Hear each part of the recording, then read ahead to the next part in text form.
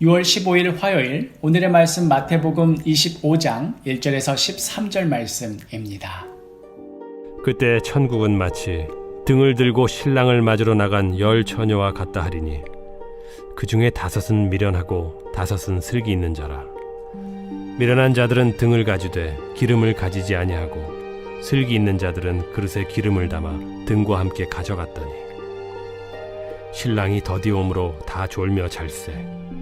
밤중에 소리가 나되 보라 신랑이로다 맞으러 나오라 하매 이에 그 처녀들이 다 일어나 등을 준비할세. 미련한 자들이 슬기 있는 자들에게 이르되 우리 등불이 꺼져가니 너희 기름을 좀 나눠달라 하거늘 슬기 있는 자들이 대답하여 이르되 우리와 너희가 쓰기에 다 부족할까 하노니 차라리 파는 자들에게 가서 너희 쓸 것을 사라 하니 그들이 사러 간 사이에 신랑이 오므로 준비하였던 자들은 함께 혼인잔치에 들어가고 문은 닫힌지라. 그 후에 남은 처녀들이 와서 이르되 주여 주여 우리에게 열어주소서. 대답하여 이르되 진실로 너희에게 이르노니 내가 너희를 알지 못하노라 하였느니라. 그런즉 깨어있으라. 너희는 그날과 그때를 알지 못하느니라. 2021년 사도교회 표어는 본질을 추구하는 사도교회입니다. 신앙생활을 하는 데 있어서 여러 보여지는 모습들이 분명히 있지요. 정기적으로 예배에 참여하고 찬송을 부르고 기도를 하고 헌금을 하고 봉사를 하는 등의 보여지는 모습들이 있습니다. 그러나 어떤 의미에서는 이러한 행위 자체가 신앙인 것은 아닙니다. 우리가 예배하고 찬송하고 기도하는 모든 것들은 우리의 믿음, 우리의 신앙의 표현으로서 바깥으로 드러나는 것이지 그러한 행위 자체가 본질일 수는 없습니다.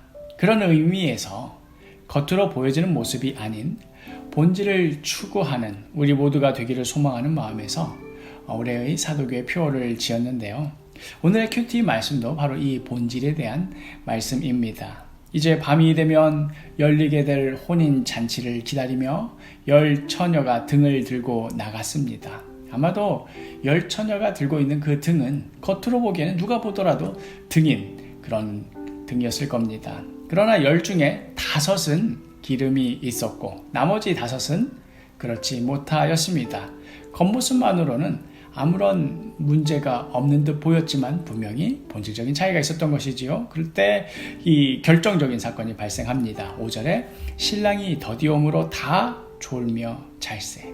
예상보다 신랑이 늦게 나타나는 것이지요. 기다리다 모두 다 졸고 말았습니다. 그러다가 생각지도 못한 때에 신랑이 나타나고 말았으니 허둥지둥 이제 등을 들고 바깥으로 나가긴 했는데 정작 중요한 순간에 이 등에 있어서 가장 중요한 것이 빠졌음을 뒤늦게 알게 됩니다. 겉으로는 아무리 이 등불처럼 보여도 막상 불을 붙여서 타오르게 할 수 없다면 그렇게 할 수 있는 기름이 빠져 있다면 아무 소용 없는 것이지요. 우리의 신앙도 마찬가지입니다. 겉으로는 신실한 신앙인처럼 보입니다. 그럴싸합니다. 그러나 결정적인 순간에 그 본질이 없다면 어떻게 될까요? 뒤늦게서야 진짜 배기를 등불에 있어서 그 본질에 해당하는 기름을 준비해 보려고 허둥지둥 되지만 이미 때는 늦었습니다. 10절에 그들이 사러 간 사이에 신랑이 오므로 준비하였던 자들은 함께 혼인잔치에 들어가고 문은 닫힌지라.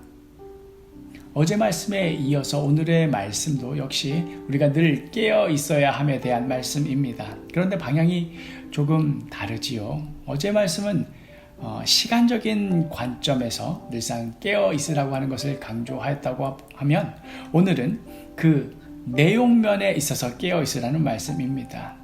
겉으로 보여지는 것으로 준비되었다고 여기지 말고 우리의 진짜 믿음, 우리 신앙의 본질을 늘 준비하라는 말씀입니다. 사랑하는 사도교회 식구 여러분, 껍데기 신앙 이제 그치도록 합시다. 우리 마음의 중심을 온전히 주님께 드리는, 그리하여 주님 말씀에 온전히 순종하는 알짜배기 신앙생활을 합시다.